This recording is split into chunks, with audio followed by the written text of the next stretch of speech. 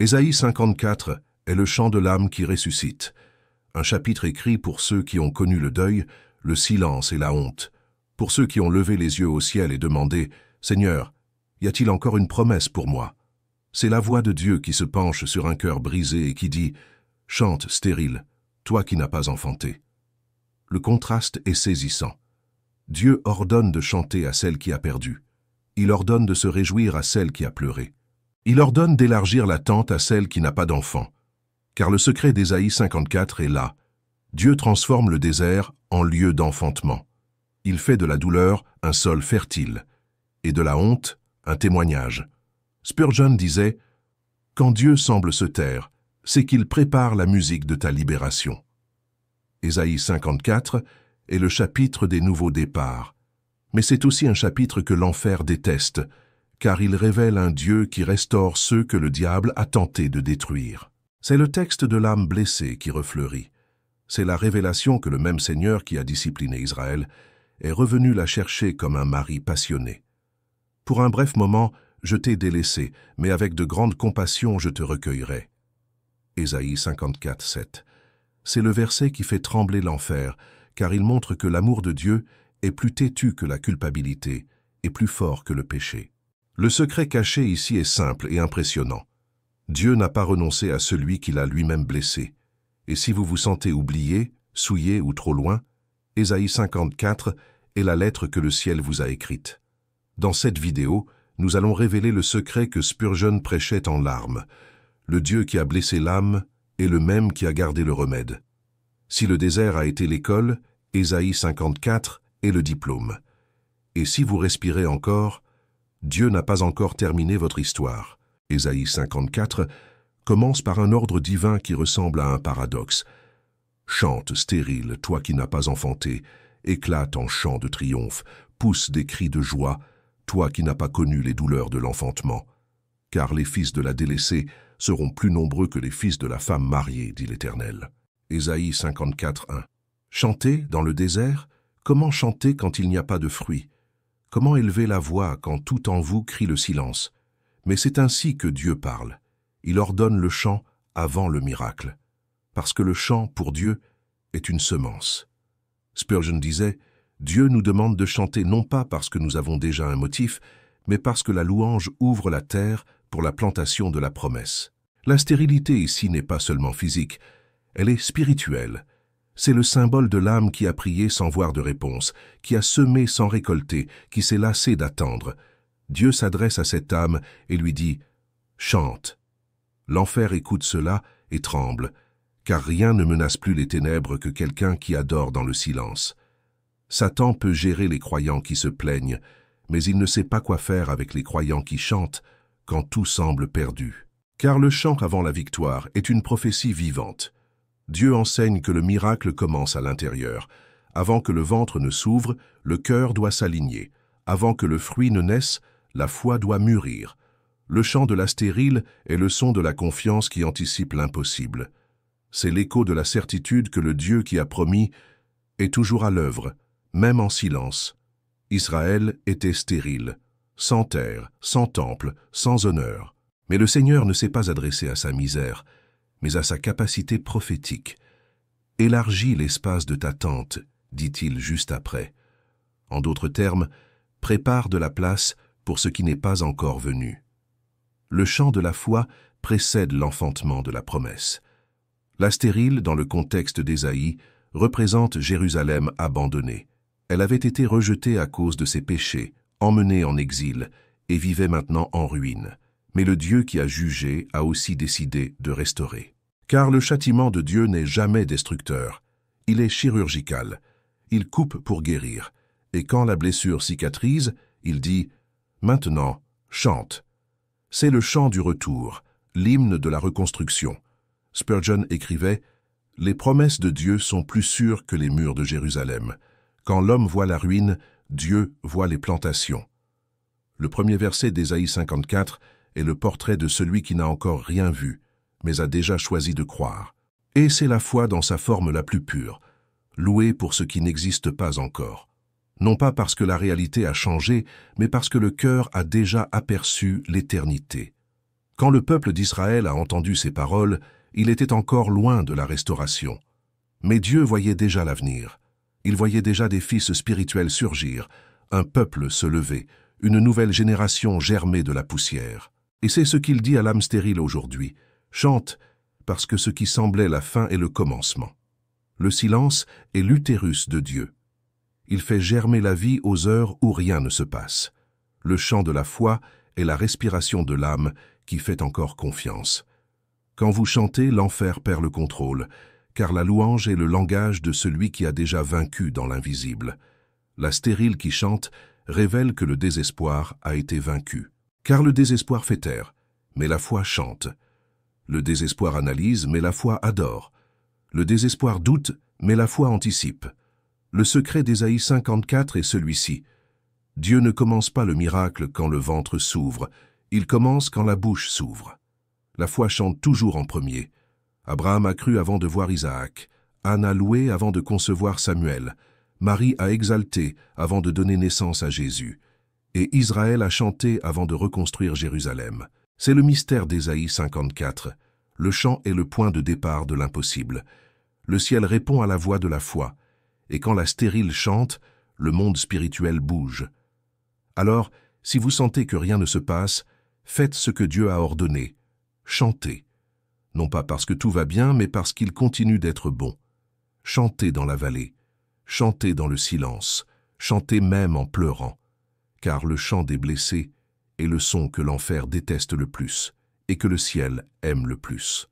Spurgeon disait « Chante même sans force, car le chant de la foi est plus puissant que les pleurs du doute. » La promesse arrive, mais l'enfantement commence dans la louange. Chante, stérile, le silence va donner naissance. Juste après le commandement « Chante, stérile », vient un autre qui semble encore plus absurde. Élargis l'espace de ta tente, qu'on déploie les toiles de tes demeures. N'hésite pas, allonge tes cordages et affermis tes pieux. Ésaïe 54, 2. Dieu demande à une femme sans enfant d'agrandir l'espace de sa maison. Demandez à celle qui a perdu de se préparer à gagner. Ordonnez à celle qui est vide de s'organiser pour l'abondance. C'est le langage du ciel. Dieu exige la foi avant de donner la forme. Et cette préparation n'est pas seulement physique, elle est spirituelle. Avant que le miracle n'arrive, le cœur doit être prêt à le soutenir. Spurgeon disait « L'homme qui attend Dieu doit faire de la place, car le Très-Haut n'entre jamais dans des lieux étroits. » Ce que le Seigneur demande ici, c'est une expansion de l'attente. Israël, exilé et humilié, avait réduit sa vision à la taille de sa douleur. Il vivait avec de petites tentes, de courtes prières et des rêves prudents. Mais Dieu était sur le point de tout renverser, et il ne voulait pas que la bénédiction trouve une structure trop petite. Élargis l'espace de ta tente signifie augmente ta foi. Prépare ton cœur. Agis comme quelqu'un qui croit. Car le miracle ne s'installe pas dans les cœurs étroits. Ce que Dieu va faire ne tient pas dans l'esprit de celui qui doute encore. Cet ordre est un acte prophétique. Avant que les enfants n'arrivent, il faut construire l'espace. Avant que la promesse ne se manifeste, il faut dresser les pieux. Dieu dit « Je vais remplir, mais tu dois creuser ». Spurgeon prêchait sur ce verset les larmes aux yeux. Celui qui désire de grandes bénédictions doit ouvrir de grandes portes. Petite foi et tente courte, et Dieu aime habiter dans de larges tentes. C'est impressionnant. Le commandement n'est pas « pris davantage » ni « attends assis », c'est « agis comme si cela arrivait déjà ». Dieu enseigne le principe de la foi active. La vraie foi ne fait pas qu'y croire, elle se prépare. Et la préparation est le signe que vous croyez vraiment à ce que Dieu a promis. C'est pourquoi tant de gens ne reçoivent pas, parce qu'ils veulent te voir avant de bouger. Mais dans Ésaïe 54, le mouvement vient avant la manifestation. Le chant vient avant l'enfantement. L'élargissement vient avant la provision. Et il y a quelque chose de profondément spirituel ici. L'attente est le symbole de l'âme. Dieu dit « Élargis ton intérieur. Étends ta capacité d'aimer, de pardonner, de supporter, de croire. » Car ce qu'il veut déverser ne tient pas dans les cœurs étroits. Spurgeon a dit un jour « L'Esprit Saint ne remplit que ce qui est vide et ne demeure que là où il y a de la place. » Beaucoup prient en demandant « Seigneur, remplis-moi ». Mais ils ne vident pas ce qui occupait la place de Dieu. Et le Seigneur répond « Élargis d'abord. Lâche ce qui te retient. coupe ce qui te rétrécit. Romps les limites de l'incrédulité.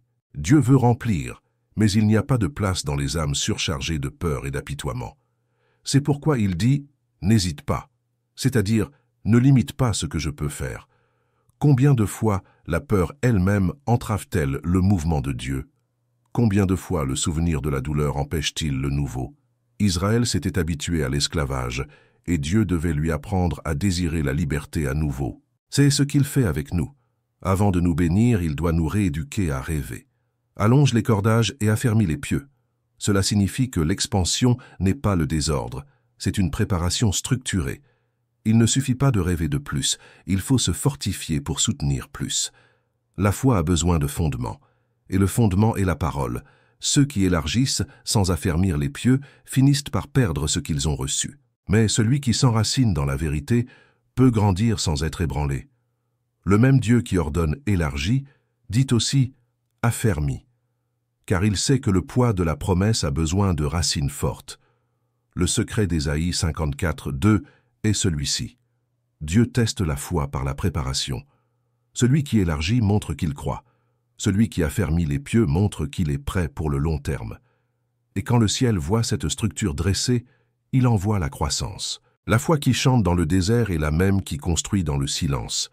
Et celui qui élargit la tente, même sans enfant, a déjà prouvé qu'il a compris. Ce qui vient de Dieu vaut l'attente, et l'attente vaut l'élargissement.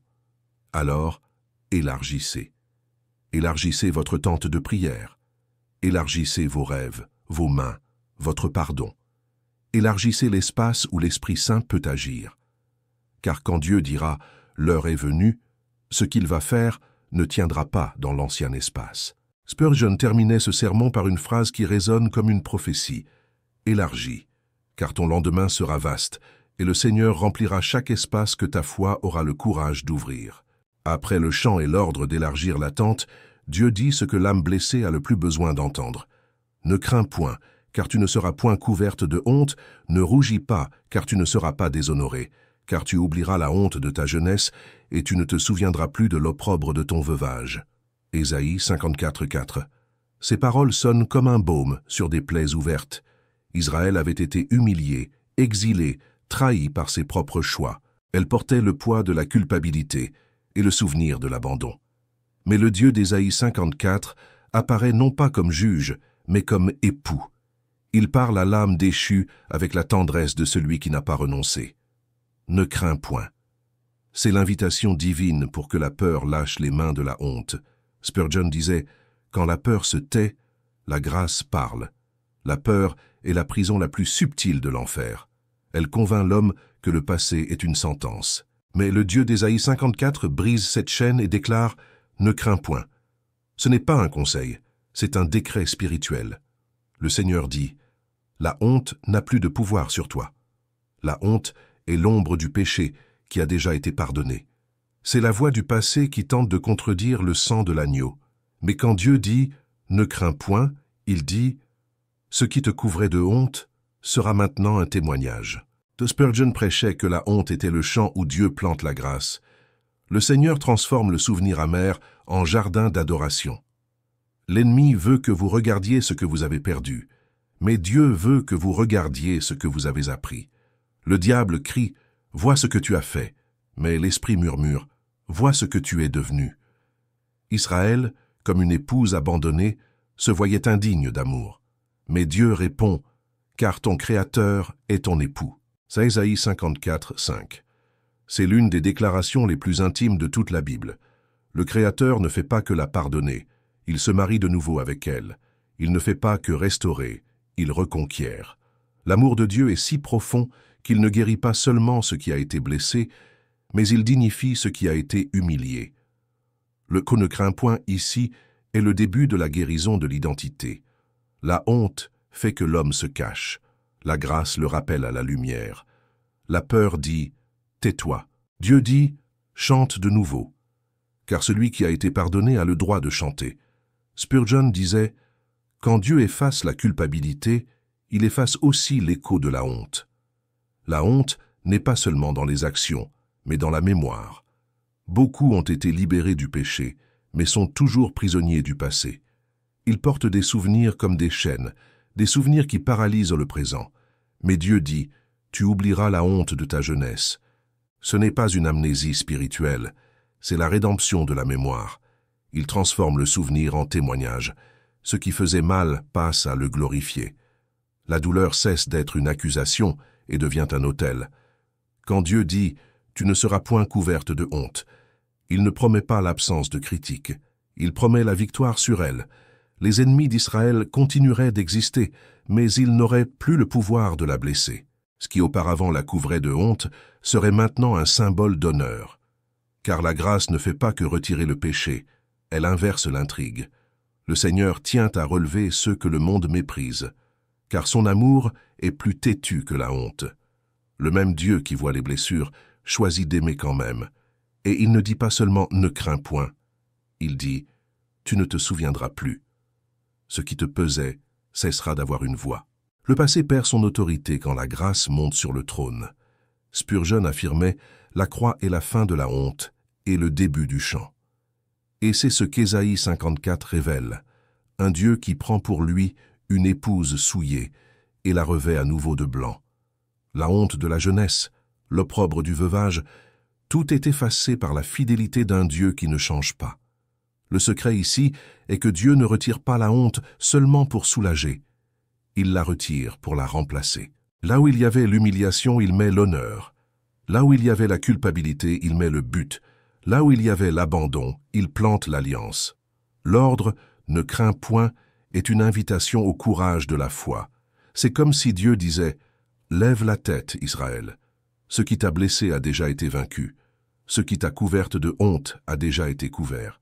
Et ce qui te semblait la fin est le début de mon nouveau commencement en toi. » C'est la promesse pour toute âme qui a vécu l'exil intérieur. La honte ne te définit pas, la grâce le fait.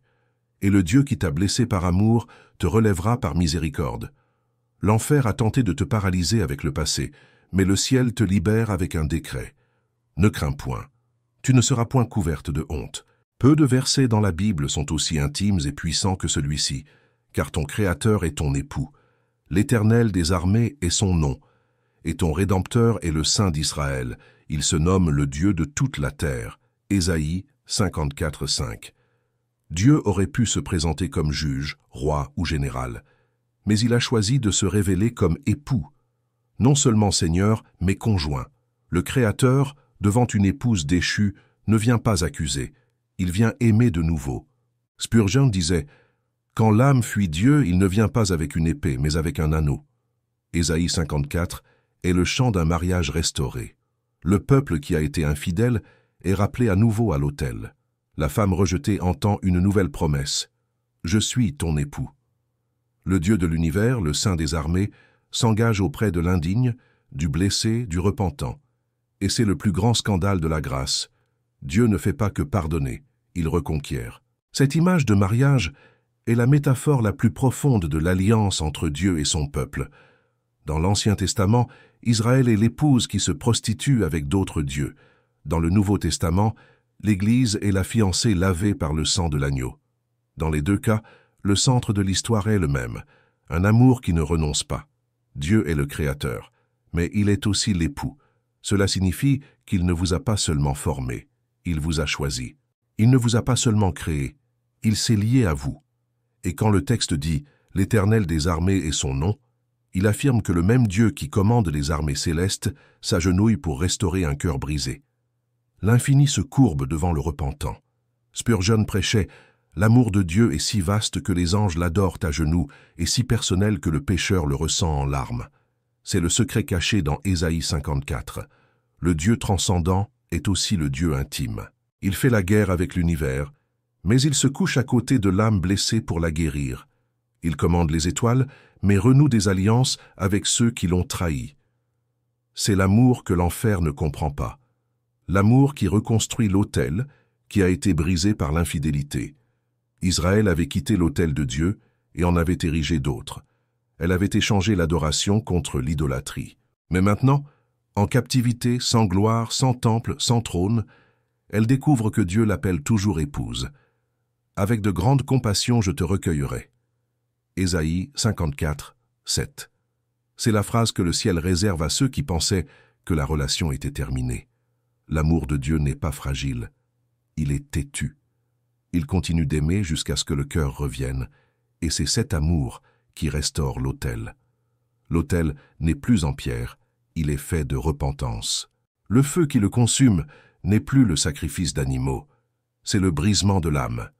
Et le parfum qui monte maintenant est la louange de ceux qui ont été sauvés de la honte. Dieu ne fait pas que restaurer l'autel, il l'habite. L'époux est rentré à la maison. Et là où il arrive, la honte s'en va. La maison qui était un désert refleurit. La femme qui pleurait recommence à chanter. Et ce qui était auparavant une vallée de larmes devient une demeure de gloire. Spurgeon disait que l'amour de Dieu est le mariage de l'éternité avec le temps. Il unit le divin à l'humain, le saint au repentant, le ciel à la poussière. Et quand le Créateur devient époux, l'enfer perd sa plus grande arme, l'accusation. Car celui qui aime de cette manière ne fait pas que pardonner le passé, il réécrit l'avenir.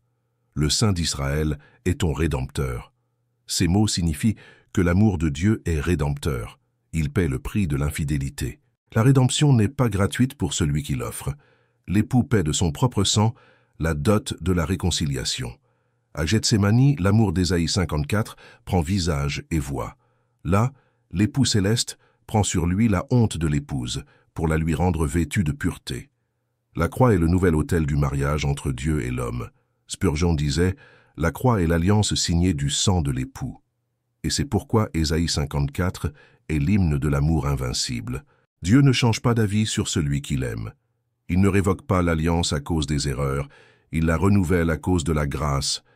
Et quand le texte l'appelle « Dieu de toute la terre », c'est pour dire que cet amour ne connaît pas de frontières. Aucun péché n'est trop grand, aucune distance n'est trop longue, aucun passé n'est trop sombre. Le Créateur est ton époux, et il est venu te chercher, non pas avec des exigences, mais avec miséricorde, non pas avec condamnation, mais avec des bras ouverts, non pas pour te rappeler ce que tu as été, mais pour te montrer qui tu es maintenant, l'épouse restaurée du Dieu vivant.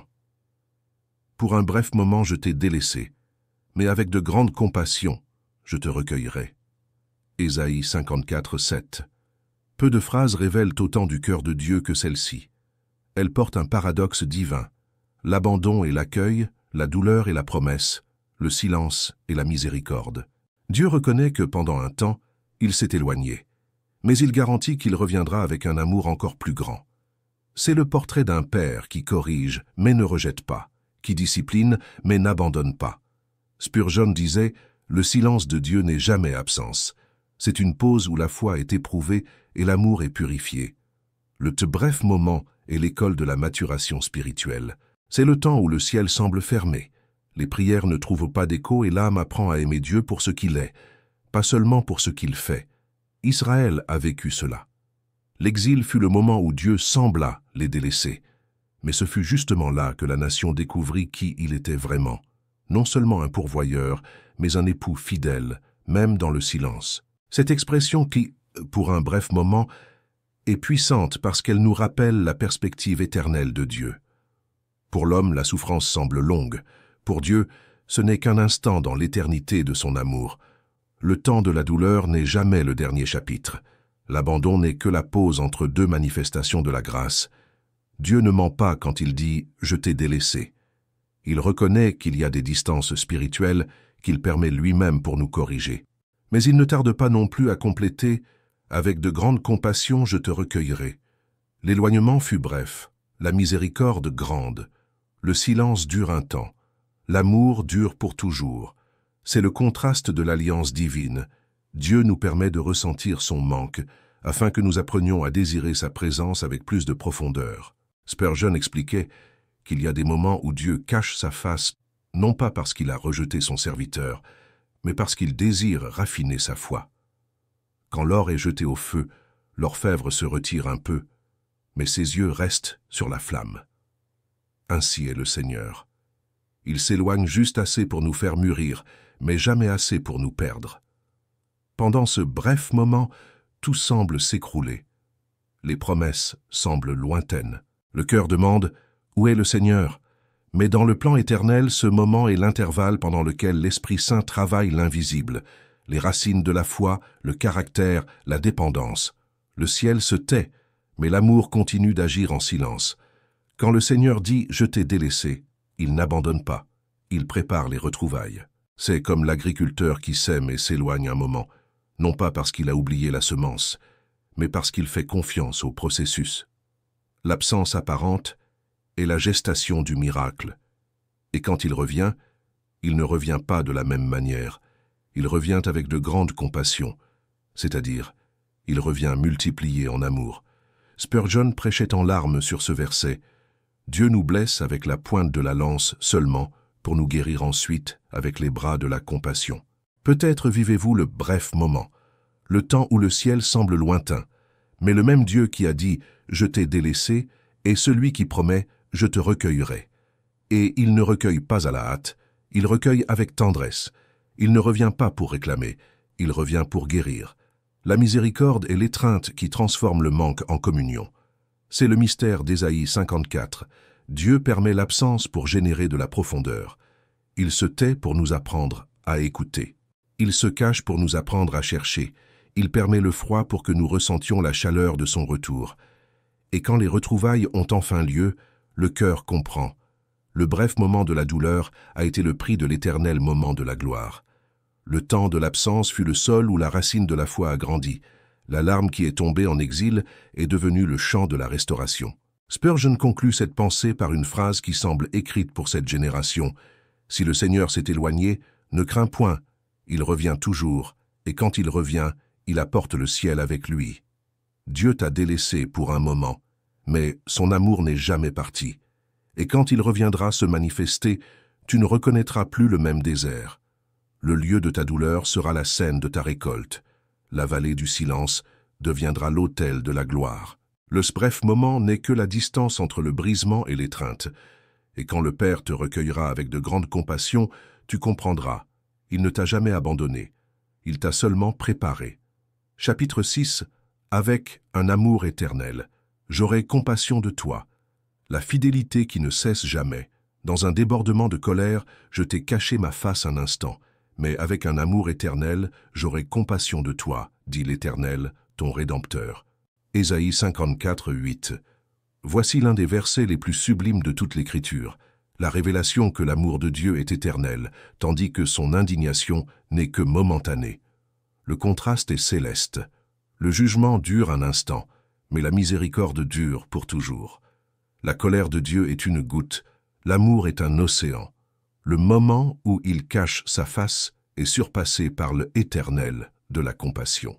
Spurgeon disait « Quand Dieu se met en colère, c'est avec des larmes aux yeux, mais quand il aime, c'est avec l'éternité dans le cœur. Dieu admet qu'il s'est indigné. Il ne masque pas la vérité. Il ne déguise pas l'erreur de son peuple. Israël a péché, a été infidèle, a rompu l'alliance. Mais le Seigneur ne nie pas le châtiment, il le contextualise. La colère est le remède amer, l'amour, la santé restaurée. La correction dure peu, l'alliance demeure. Le mot « débordement » ici traduit quelque chose d'intense mais passager. Dieu n'est pas dominé par sa colère, il l'utilise comme instrument de la sanctification. Quand il cache sa face, c'est pour que le cœur apprenne à le chercher à nouveau. Mais quand il se révèle à nouveau, c'est pour montrer que l'amour a toujours été plus grand que le jugement.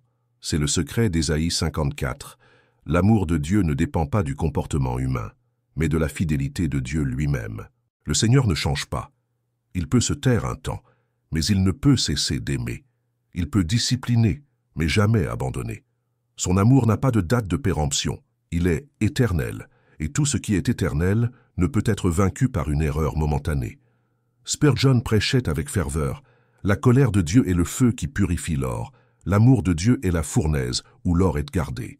Il y a une consolation profonde dans cette promesse.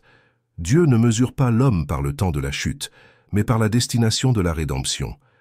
Il ne définit pas son peuple par le jour de la colère, mais par le but de l'amour. L'indignation est épisodique, la compassion est permanente. La colère regarde le péché, l'amour regarde la croix. Le texte dit « Avec un amour éternel, j'aurai compassion de toi ». Le mot « compassion » vient de « souffrir avec ». Dieu n'observe pas la douleur à distance. Il y entre. Le Seigneur n'a pas seulement pitié, il partage la souffrance. La compassion de Dieu est participation, pas seulement pitié. À la croix, cette prophétie prend chair et sang. Là, le Dieu éternel souffre avec l'homme et transforme la colère en réconciliation. Spurgeon disait « Le calvaire est le lieu où l'amour éternel a vaincu le moment de la colère. » L'humanité a vu la face de Dieu cachée à Gethsémani quand le Fils a crié « Père, pourquoi m'as-tu abandonné ?» Mais le dimanche de la résurrection, le Père a montré ce qui était toujours derrière le voile. L'amour n'avait pas cessé. Il préparait seulement le triomphe. Il en est de même pour nous. La face qui s'est cachée hier est la même qui sourira demain. Le bref moment de la douleur n'annule jamais l'amour éternel du Rédempteur. Dieu appelle cet amour éternel parce qu'il traverse tous les temps, avant le péché, pendant le péché et après le pardon. Il n'y a aucun instant dans l'histoire où Dieu ait cessé d'aimer l'homme. Même quand il le corrige, il le fait dans un but rédempteur. La colère de Dieu a des limites, l'amour de Dieu non. Spurgeon voyait dans ce verset la preuve que la fidélité de Dieu est l'encre de l'âme brisée. Alors que tout vacille, son amour est constant. Alors que l'homme promet et manque, Dieu promet et accomplit. Même quand le ciel semble fermé, l'amour éternel soutient l'invisible. Cet amour ne fait pas que consoler, il transforme. Il génère repentance, guérison et révérence. Ce n'est pas un amour permissif, mais un amour saint qui sauve même quand il blesse. C'est l'amour qui corrige pour préserver, l'amour qui brise pour reconstruire, l'amour qui se manifeste le plus clairement après la tempête. Et c'est pourquoi Ésaïe 54 parle d'un amour éternel juste après avoir mentionné la colère. L'Esprit veut que nous comprenions la disproportion. La colère est une étincelle. L'amour est le soleil. Le jugement est un instant. La compassion est un cycle infini. Le châtiment passe, l'alliance demeure. Peut-être êtes-vous encore dans le débordement, ressentant le poids du silence de Dieu. Mais il y a une promesse sur votre vie. Avec un amour éternel, j'aurai compassion de toi. L'amour éternel est la signature de Dieu sur votre histoire. Il ne vous a pas aimé parce que vous le méritiez, il vous a aimé parce qu'il l'a décidé. Et ce que Dieu décide dans l'éternité, aucun péché ne peut l'annuler dans le temps. Spurgeon a résumé ainsi « L'homme tombe pour un instant, mais l'amour qui le relève vient d'un Dieu qui n'est jamais tombé. Alors, croyez, la face qui s'est cachée pour un moment reviendra briller sur vous avec des miséricordes sans fin. Et quand il le fera, vous comprendrez, l'amour éternel ne vous a pas seulement attendu, il vous a soutenu sans que vous ne vous en rendiez compte. » Chapitre 7. Que les montagnes s'éloignent, mais mon alliance de paix ne changera point. Quand les montagnes s'éloigneraient, quand les collines chancelleraient, mon amour ne s'éloignera point de toi, et mon alliance de paix ne chancellera point, dit l'Éternel qui a compassion de toi. Ésaïe 54, 10. C'est le point culminant de la promesse. Dieu ne fait pas que déclarer un amour éternel. Il le scelle avec une garantie cosmique. Il compare son pacte aux choses les plus stables de la création, les montagnes et les collines. Mais ensuite, il va au-delà. Même si ces colosses de la terre se dissolvent, son amour demeurera. C'est comme si le Créateur disait « Ce que j'ai construit en toi est plus solide que ce que j'ai créé dans le monde. » Spurgeon disait « L'amour de Dieu est la seule montagne qui n'ait jamais tremblé. » Les montagnes représentent la stabilité, la permanence, la force. Mais même elles peuvent bouger. Les tremblements de terre le prouvent. L'amour de Dieu, cependant, ne connaît pas d'ébranlement. Ni le péché, ni le temps, ni l'enfer, ni la mort ne peuvent le mouvoir. Quand il dit « Mon alliance de paix ne chancellera point », il dit « Rien dans l'univers ne pourra altérer ce que j'ai décidé d'aimer. » C'est une déclaration de fidélité éternelle. L'alliance de paix est le pacte que Dieu a établi avec les rachetés en Christ. Pas une paix humaine passagère, mais une paix scellée par le sang. Ce n'est pas l'absence de guerre, c'est la victoire définitive. Et cette alliance ne dépend pas du mérite, mais de la miséricorde. Spurgeon prêchait « Les promesses de Dieu ne sont pas des châteaux de sable au bord de la mer, mais des rochers éternels au milieu des vagues. » Le verset commence par un « car », indiquant que l'argument de Dieu est logique et affectif. Même si la nature entière se défait, je ne renoncerai pas à toi. C'est une révélation d'une immense proportion. La création peut se défaire, mais le Créateur ne change pas. Les montagnes, symbole de la fermeté visible, peuvent s'effondrer. Mais l'amour, symbole de la fidélité invisible, reste debout. C'est le fondement de notre sécurité spirituelle. L'amour de Dieu n'est pas un sentiment, c'est une alliance. Il ne dépend pas des circonstances, mais du caractère. Et comme le caractère de Dieu est immuable, son pacte l'est aussi. C'est pourquoi Ésaïe 54 se termine par une certitude.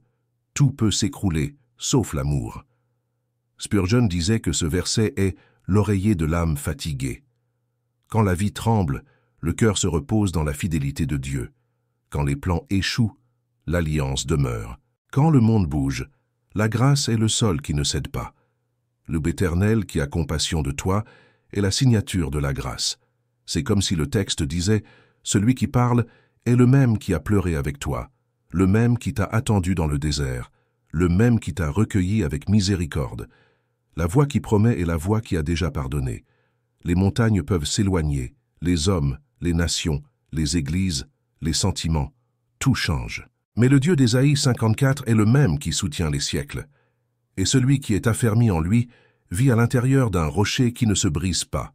Spurgeon concluait son sermon sur ce texte en disant « Si l'amour de Dieu pouvait changer, l'enfer aurait de l'espoir.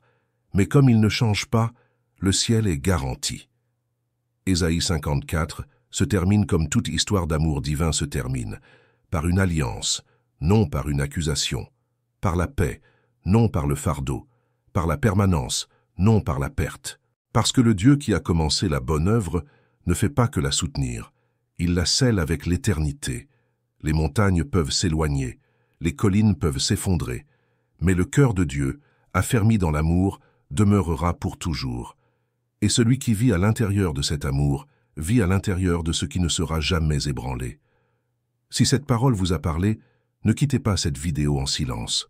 Ésaïe 54 n'est pas seulement une ancienne prophétie, c'est une lettre vivante de Dieu lui-même pour les cœurs qui se sont sentis oubliés un jour. Peut-être vivez-vous le bref moment du silence, mais le Seigneur vous dit aujourd'hui « Avec un amour éternel, j'aurai compassion de toi. » Les montagnes peuvent s'éloigner, les gens peuvent changer, mais l'alliance de paix que Dieu a faite avec vous ne sera jamais brisée. Alors, avant de partir, commentez « Je crois en l'amour éternel de Dieu sur ma vie ». Et si ce message a touché votre âme, abonnez-vous maintenant à la chaîne L'École du Prince. Ici, nous ne prêchons pas le confort de la chair, nous prêchons la vérité qui transforme. Activez la cloche, partagez cette parole avec quelqu'un qui a besoin d'entendre que Dieu restaure encore, et souvenez-vous, le silence de Dieu n'est jamais absence, c'est préparation pour la gloire. On se retrouve dans la prochaine vidéo. Que l'amour éternel du Seigneur vous enveloppe et ne vous laisse plus jamais le même.